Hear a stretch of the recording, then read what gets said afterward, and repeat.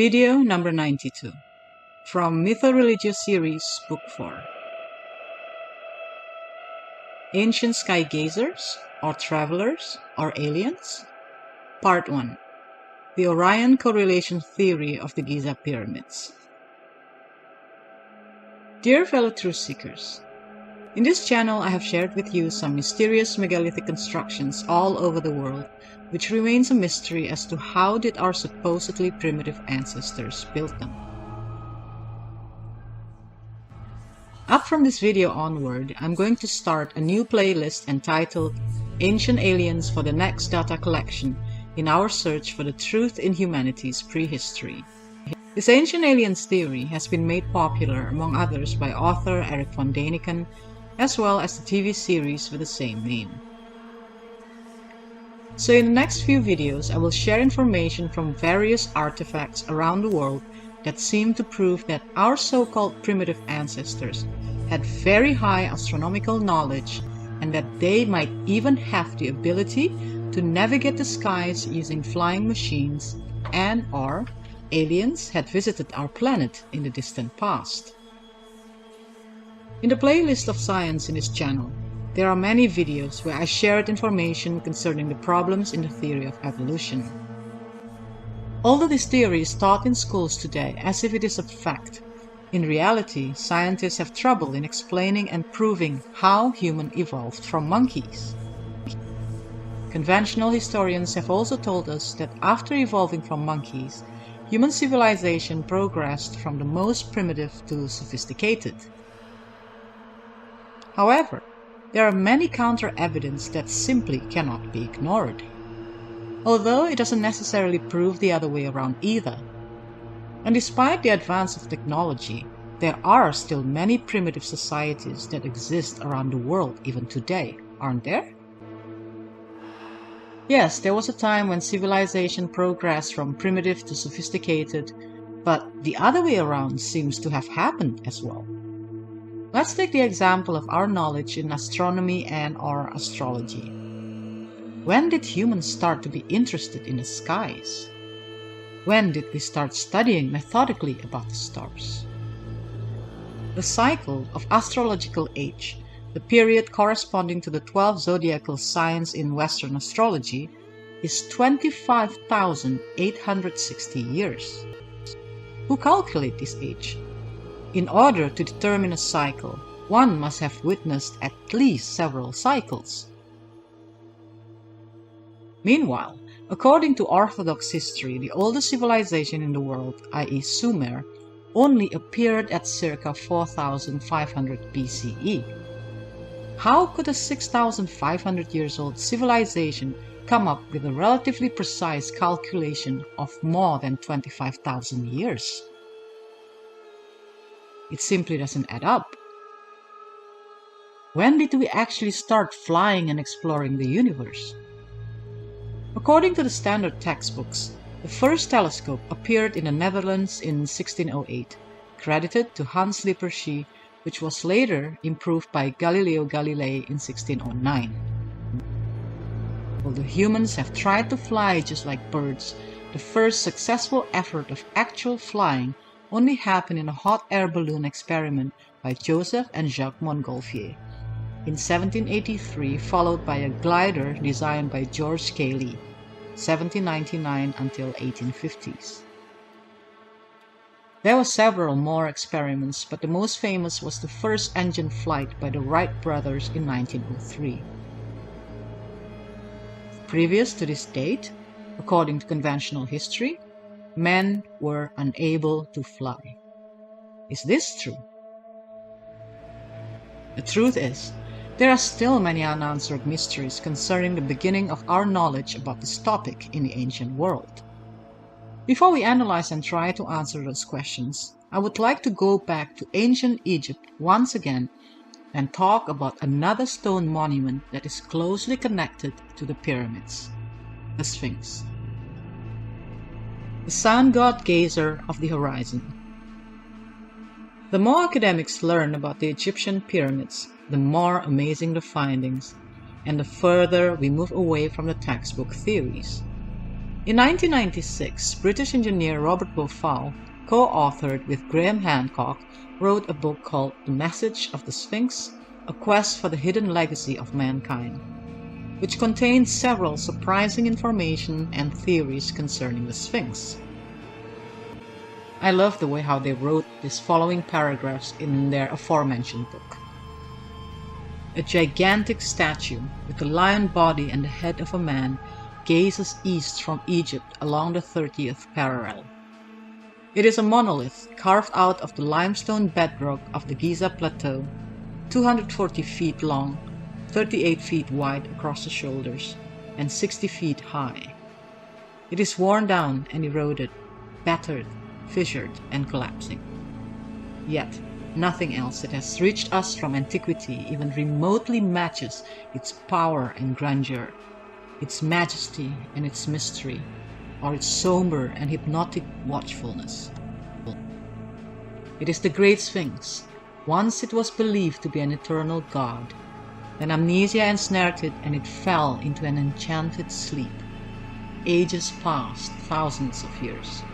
Climate changed, cultures changed, religions changed, language changed. Even the position of the stars in the skies changed. But still, the statue endured, brooding and luminous, wrapped in silence. The Sphinx is known under many names among the ancient Egyptian, Hu, for example, and Horem Akhet, meaning Horus in the horizon. It is also sometimes referred to as Sesep-Ang Atum, the living image of Atum, after Atum-Re, the self-created sun god, the first deity of the ancient Egyptian pantheon. Indeed, the very name Sphinx is no more than a Greek corruption of the name Sesep-Ang. Crouching in the massive horseshoe-shaped trench of bedrock from which it was carved, the statue looks old. A fierce and red towering monster, higher than a 6-story building and as long as a city block. Its flanks are lean, deeply scalloped by erosion. Its paws, now covered with modern repair bricks, are substantially worn away.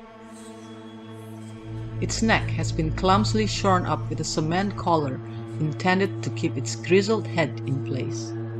Its face, too, is bruised and battered, and yet it somehow seems serene and ageless, unpredictably portraying different moods and expressions at different times and seasons, coming alive with patterns of light and shadow cast by scudding clouds at dawn.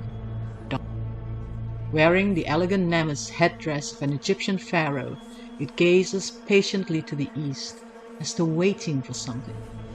Waiting and watching, lost in its stillness and silence, and targeting forever the equinoctial rising points of the sun. How long has it stood there inspecting the horizon? Whose image does it portray? What is its function? Meanwhile, the Great Sphinx waits patiently, keeper of secrets, guardian of mysteries. The true story behind the construction and the purpose of the pyramids is still unexplainable up to this day. And now, the story of the Sphinx is just as enigmatic. According to the traditional Egyptian texts, Pharaoh Khufu and Khafre also played a part in the construction of the Sphinx. They reigned during the 4th dynasty, which is between 2575 until 2465 BCE. Date may vary slightly according to various sources, which ages the Sphinx at around 4,500 years old. However, this was only based on the granite stela, stone block with hieroglyph, which is placed between the Sphinx paws, which was erected by Pharaoh Thutmose IV, 1401 until 1391 BCE, who had renovated it. The stela bears a single syllable of Kaf, which was then connected to the pharaoh Khafre. This is also based on an assumption that the face of the Sphinx is depicting the face of this pharaoh. But after a comparison study done by an AutoCAD machine, there was no resemblance found between these two faces. Unfortunately, we cannot carbon date the Sphinx as it is made entirely of stone. The Great Sphinx was often engulfed by the desert sands. At widely separated intervals, a benevolent ruler would arrange to have it cleared. There were those who attempted to restore it, covering parts of its rock-hewn body with blocks of masonry. For a long period it was painted red, and by the Islamic times the desert had buried it up to its neck. In 1970, John Anthony West, an independent American researcher, published a startling finding that the weathering patterns on the body of the Sphinx were not due to erosion by wind or sand, as Egyptologists maintained, but rather because of water erosion. The Sphinx and also the Giza pyramids contain hundreds of thousands of marine fossils. Most of the fossils are intact and preserved in the monument walls. Everyone knows how dry the weather in the deserts of Egypt is. How could the Sphinx be subjected to water erosion? Turns out, there was a time when Egypt was not dry like today, but green and wet. This date is estimated at around 10,000 BCE or 12,000 years ago.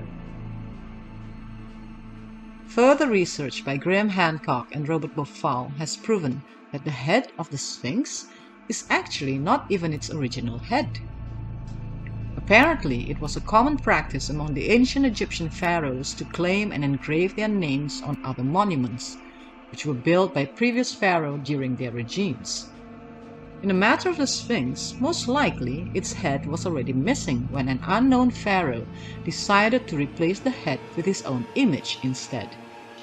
A test has proven that the stone used to carve the head is not of the same origin than the stone of the body. Also, a joint could be found between the head and the body. Furthermore, the pharaoh's head is also disproportionate to the body. It is much smaller than it should be. The original head of the Sphinx was most likely the head of a lion, so the original Sphinx was probably really a statue of a lion gazing to the eastern sky. Now, as I have shared in my previous video, according to Bofal, the main pyramids are in alignment to the exact position of the constellation stars of Orion. An ancient Egyptian inscription had been found with the following text: "As above, so below." What does this clue indicate?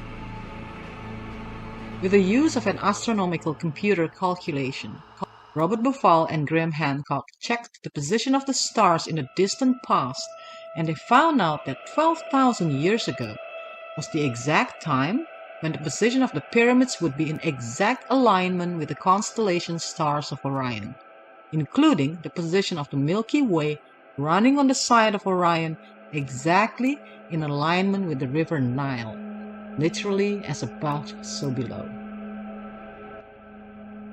Is this a coincidence? And to lock the calculation, 12,000 years ago was the time when the constellation of Leo rising up to the Earth horizon. There are 12 star constellations which we commonly call the zodiac belt: Leo, Gemini, Cancer, Taurus, etc., which circle our solar system like a belt or a clock. Each constellation stays in our earthly sky for a period of around 2,000 years. We are now entering the age of Aquarius and leaving the age of Pisces behind. In astrology, every star constellation is ruled by a planet or heavenly body. The ruler of the star constellation Leo is the Sun. So, could it be that 12,000 years ago, the lion Sphinx was gazing directly at the constellation of Leo the lion rising up the horizon? Therefore, they name it Sesep-ang-Atun, the sun god gazer of the horizon. If this is true, then the builder of the Giza pyramids must have had an advanced knowledge in astronomy. They must have had some sort of telescope, to say the least. However, since this theory is so far-fetched and still lacks proof, the Orion correlation theory is still considered as pseudo, meaning false science today. Obviously, as a layperson, I don't have any argument as to say whether this is the truth or not. But surely, even a layperson like me can read enough and see that there is enough proof that the ancient people worldwide did have much higher knowledge, including astronomy, than what historians told us. In my next videos, I will share more proof that point to this fact. Dear fellow truth seekers, in this video I'm not going to share my personal theory yet. However, based on everything I have shared in this channel alone, I can confidently state that the chronology of humanity's prehistory is incorrect. Also, as time goes by, older and older findings keep on coming up to the surface. Therefore, it is safe to say that I think our prehistory is much, much older than what is told by conventional historians. I will share my personal theory when it is time to do so, after sharing all the information needed to draw a conclusion. For your information, up from now, my schedule does not permit me to upload videos on a weekly basis. I will try to upload every other week or at least as often as I can. If you want to follow my journey, make sure to subscribe and click on the bell button so you are notified whenever I upload a new video.